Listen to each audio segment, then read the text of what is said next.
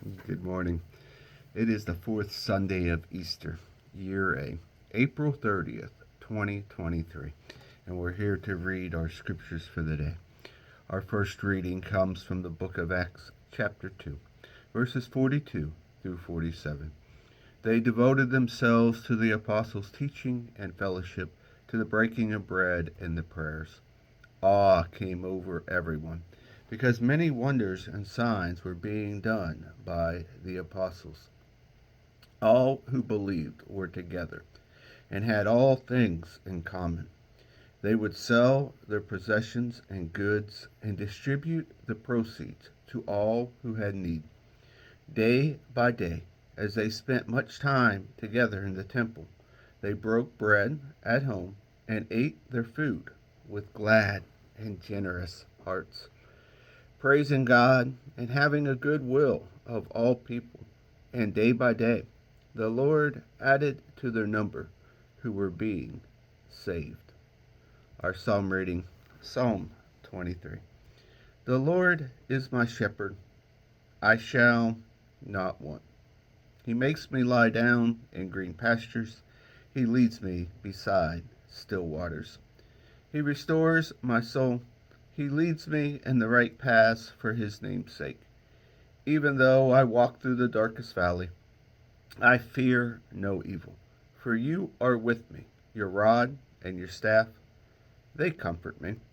You prepare a table before me in the presence of my enemies. You anoint my head with oil.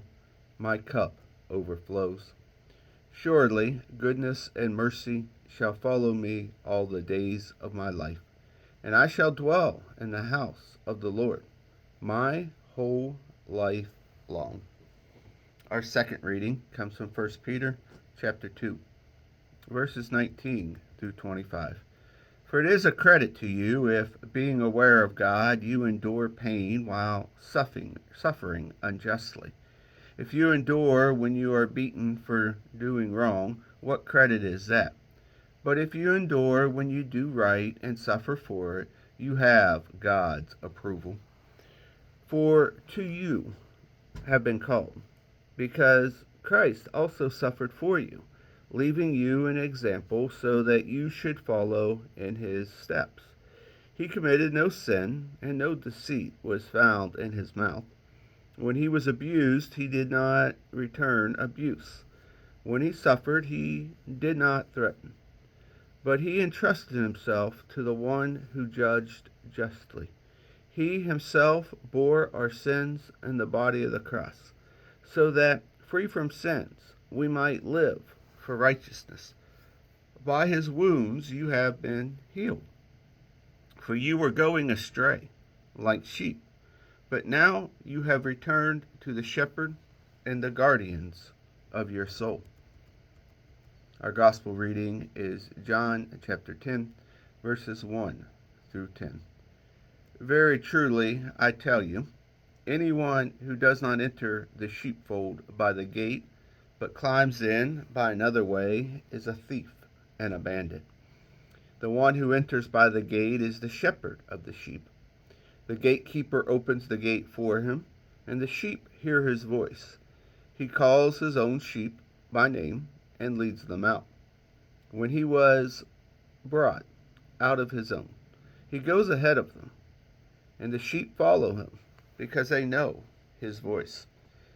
They will follow a stranger, but they will run from him because they do not know the voice of strangers.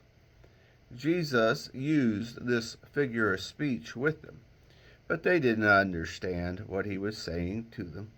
So again, Jesus said to them, very truly I tell you, I am the gate for the sheep. All who come before me are thieves and bandits, but the sheep did not listen to them. I am the gate. Whoever enters by me will be saved, and will come in and go out and find pasture. The thief comes only to steal and kill and destroy. I came that they may have life and have it abundantly. And here ends our readings for the day.